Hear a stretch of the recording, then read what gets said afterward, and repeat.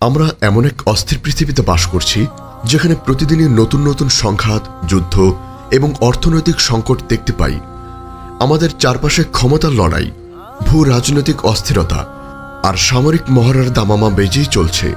এই পরিস্থিতি দেখে একজন মুমিনের মনে প্রশ্ন জাগে, আমরা কি আখিরি জামানার দিকে এগোচ্ছি? রাসূল সাল্লাল্লাহু আলাইহি ওয়াসাল্লাম কি এমন কিছু ভয়ঙ্কর যুদ্ধের কথা বলে গেছেন যা এই যুগের সাথে সম্পর্কিত? ইমাম মাহদী আলাইহিস সালামের আগমনের পূর্বে কি এমন কোনো মহাযুদ্ধ সংগঠিত হবে যা মুসলিম উম্মার জন্য এক চূড়ান্ত পরীক্ষা? যদি এমন কিছু হয়ে থাকে তাহলে সেই যুদ্ধগুলো কি? বিশেষ করে গাজওয়াতুল হিন্দ, এক ভয়ঙ্কর যুদ্ধের নাম যা ভারতীয় উপমহাদেশকে কেন্দ্র করে হবে। এটা কি ইমাম মাহদী আলাইহিস সালামের সাথে সম্পর্কিত? এই বিষয়ে সঠিক জ্ঞান না থাকলে আমরা হয়তো বিভ্রান্ত হব এবং আখিরি জামানার ফিতনা মোকাবেলায় পিছিয়ে পড়ব। আজ আমরা ইসলামের সুমহান শিক্ষার আলোকে গভীরভাবে জানব ইমাম মাহদী ও গাজওয়াতুল হিন্দ, ভয়ঙ্কর যুদ্ধ আসছে। রাসূল সাল্লাল্লাহু আলাইহি ওয়াসাল্লাম এর ভবিষ্যৎবাণী অনুযায়ী এই যুদ্ধগুলোর প্রেক্ষাপট, গুরুত্ব এবং এই পরিস্থিতিতে একজন মুমিনের করণীয় কি সে সম্পর্কে ইসলামী শরিয়া কি বলে, যাতে আমরা ফিতনার এই যুগে আল্লাহর উপর ভরসা রেখে ঈমানের সাথে দৃঢ় থাকতে পারি এবং বিজয়ের পথ বেছে নিতে পারি। প্রিয় শ্রোতা, কিয়ামতের পূর্বে সংগঠিতব্য বড় বড় আলামতগুলোর মধ্যে ইমাম মাহদী আলাইহিস সালামের আগমন একটি। তিনি পৃথিবীতে ন্যায় ও ইনসাফ প্রতিষ্ঠা করবেন এবং সকল ফিতনা ও অন্যায়ের অবসান ঘটাবেন। কিন্তু তার এই আগমনের পথ মোটেই মসৃণ হবে না। তার আগমনের পূর্বে এবং পরে বেশ কিছু ভয়ঙ্কর যুদ্ধ সংগঠিত হবে যা মুসলিম উম্মার জন্য এক কঠিন পরীক্ষা এবং একই সাথে এক বিশাল সুসংবাদ। কারণ এই যুদ্ধগুলি প্রমাণ করে যতই জুলুম অবিচার বাড়ুক না কেন, শেষ পর্যন্ত সত্যের বিজয় হবে এবং ইসলাম পৃথিবীর বুকে পূর্ণাঙ্গভাবে প্রতিষ্ঠিত হবে। এই মহিমান্বিত যুদ্ধগুলোর মধ্যে অন্যতম হল গাজওয়াতুল হিন্দ এবং আল মালহামাতুল কুবরা। এই দুটি যুদ্ধ সরাসরি ইমাম মাহদী আলাইহিস সালামের আগমন এবং তৎপরবর্তী সময়ের সাথে সম্পর্কিত। গাজওয়াতুল হিন্দ, এক বিশেষ যুদ্ধের ভবিষ্যৎবাণী।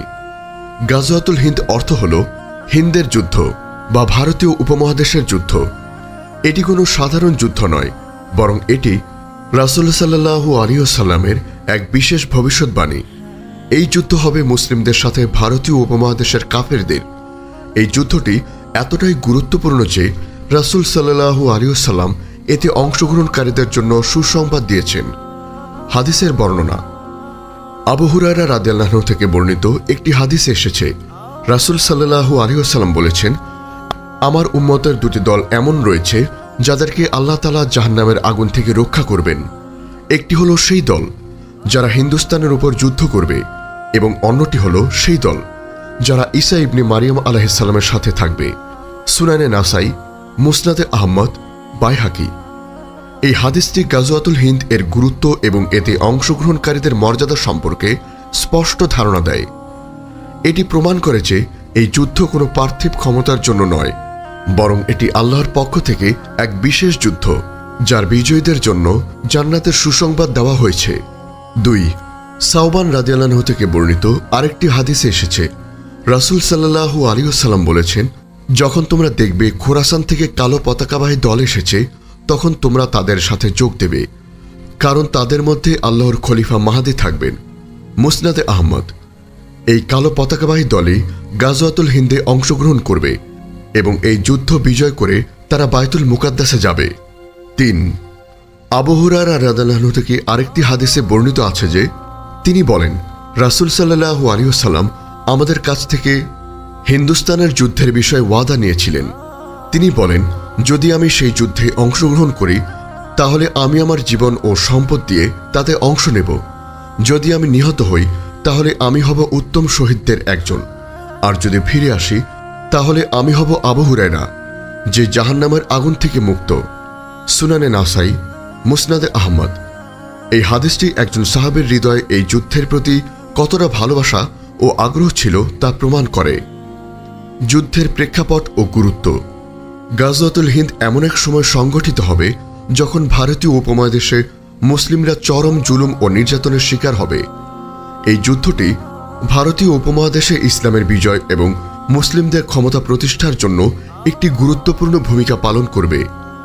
এই যুদ্ধের ফলাফল এতটাই সুদূরপ্রসারী হবে যে এর বিজয়ীরা সরাসরি ইমাম মাহদী আলাইহিস সালামকে সাহায্য করবে এবং আল মালহামাতুল কুবরাতে অংশগ্রহণ করবে। এই যুদ্ধ ইমাম মাহদী আলাইহিস সালামের আগমনের পূর্বে বা তার শাসনামলের শুরুর দিকে সংগঠিত হবে। এই যুদ্ধের মাধ্যমে মুসলিমদের সামরিক শক্তি সুসংহত হবে এবং তারা ইমাম মাহদী আলাইহিস সালামের পক্ষে লড়বে। আল মালহামাতুল কুবরা, মহাযুদ্ধের সূচনা। গাজওয়াতুল হিন্দের পরেই বা প্রায় একই সময়ে আখির জামানার সবচেয়ে বড় যুদ্ধ অর্থাৎ আল মালহামাতুল কুবরা সংগঠিত হবে। এই যুদ্ধ হবে মুসলিমদের সাথে রোমানদের অর্থাৎ পশ্চিমা বিশ্বের খ্রিস্টানদের। এই যুদ্ধ এতটাই ভয়ঙ্কর হবে যে এর ভয়াবহতা অন্য কোনো যুদ্ধের সাথে তুলনীয় নয়। হাদিসের বর্ণনা। আবু হুরায়রা রাদিয়াল্লাহু থেকে বর্ণিত একটি হাদিসে এসেছে, রাসূল সাল্লাল্লাহু আলাইহি ওয়াসাল্লাম বলেছেন, তোমরা কি এমন এক শহর সম্পর্কে শুনেছ যার কিছু অংশ স্থলভাগে এবং কিছু অংশ সমুদ্রের মধ্যে? সাহাবীরা বলেন, হ্যাঁ ইয়া রাসূলুল্লাহ। তিনি বললেন, কিয়ামত সংগঠিত হবে না যতক্ষণ না ইসহাকের সন্তানরা তার সাথে যুদ্ধ করবে। তখন তারা সেখানে আসবে। তখন তারা কোনো তীর বা কোনো তলোয়ার দিয়ে যুদ্ধ করবে না, বরং তারা তাকবীর বলবে এবং শহরের একদিক পড়ে যাবে। তারা দ্বিতীয়বার তাকবীর বলবে এবং দ্বিতীয় দিক পড়ে যাবে। তারা তৃতীয়বার তাকবীর বলবে এবং শহরের সব অংশ তাদের জন্য উন্মুক্ত হয়ে যাবে। তারপর তারা ভেতরে প্রবেশ করবে এবং গনিমত লাভ করবে। সহিহ মুসলিম। এই হাদিসটি কনস্টান্টিনোপল অর্থাৎ বর্তমান ইস্তানবুল বিজয়ের কথা বলা হয়েছে, যা আল মালহামাতুল কুবরার একটি অংশ। 2. রাসূল সাল্লাল্লাহু আলাইহি ওয়াসাল্লাম বলেছেন, রমন যুদ্ধের অর্থাৎ আল মালহামাতুল কুবরার সময়ের মুসলিমদের দুর্গ হবে শাম অর্থাৎ সিরিয়া। সুনানে তিরমিজি। এই হাদিস থেকে বোঝা যায় যে শাম অঞ্চলটি এই যুদ্ধের মূল কেন্দ্র হবে। রাসূল সাল্লাল্লাহু আলাইহি ওয়াসাল্লাম বলেছেন, তোমরা রোমানদের সাথে এমন এক মহাযুদ্ধের জন্য প্রস্তুত হও যা এর আগে কোনো যুদ্ধে হয়নি। সহিহ বুখারী। এই যুদ্ধে মুসলিমদের নেতৃত্ব দেবেন ইমাম মাহদী আলাইহিস সালাম। এই যুদ্ধটি এতটাই রক্তক্ষয়ী হবে যে একদিনে 99 জন লোক মারা যাবে এবং মাত্র একজন বেঁচে থাকবে। যুদ্ধের ফলাফল। এই যুদ্ধে মুসলিমরা বিজয় লাভ করবে এবং কনস্টান্টিনোপল অর্থাৎ বর্তমান ইস্তানবুল বিজয় করবে। এই বিজয় হবে ইমাম মাহদী আলাইহিস সালামের নেতৃত্বে এক বিশাল প্রমাণ এবং ইসলামের চূড়ান্ত বিজয়ের ইঙ্গিত। তবে এই বিজয়ের পরপরই দাজ্জালের আবির্ভাব ঘটবে, যা হবে মানবজাতির জন্য সবচেয়ে বড় ফিতনা। ইমাম মাহদী আলাইহিস সালামের আগমন ও এই যুদ্ধগুলোর মধ্যে সম্পর্ক। প্রস্তুতি ও প্রেক্ষাপট। গাজওয়াতুল হিন্দ এবং আল মালহামাতুল কুবরা, এই দুটি যুদ্ধ ইমাম মাহদীর আগমনের জন্য এক প্রেক্ষাপট তৈরি করবে। এই যুদ্ধগুলোর মাধ্যমে মুসলিমদের মধ্যে একতা তৈরি হবে, তাদের সামরিক শক্তি বৃদ্ধি পাবে এবং তারা ইমাম মাহদীকে চিনতে পারবে ও তার পাশে দাঁড়াবে। নেতৃত্ব। এই যুদ্ধগুলোর নেতৃত্ব ইমাম মাহদী আলাইহিস সালাম নিজেই দেবেন। তার নেতৃত্বে মুসলিমরা এই যুদ্ধগুলোতে বিজয় অর্জন করবে এবং পৃথিবীর বুকে ন্যায় ও ইনসাফ প্রতিষ্ঠা করবে। চূড়ান্ত বিজয়। এই যুদ্ধগুলোর মাধ্যমে চূড়ান্ত বিজয়ের সোপান হবে। এই যুদ্ধের মাধ্যমে ইসলামের শত্রুরা পরাজিত হবে এবং মুসলিম উম্মার সম্মান ও ক্ষমতা প্রতিষ্ঠিত হবে।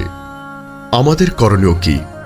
এই ভয়ঙ্কর যুদ্ধগুলো সম্পর্কে জেনে আমাদের ভীত বা হতাশ হওয়া উচিত নয়, বরং এই যুদ্ধগুলো হলো ইসলামের চূড়ান্ত বিজয়ের পূর্বাভাস।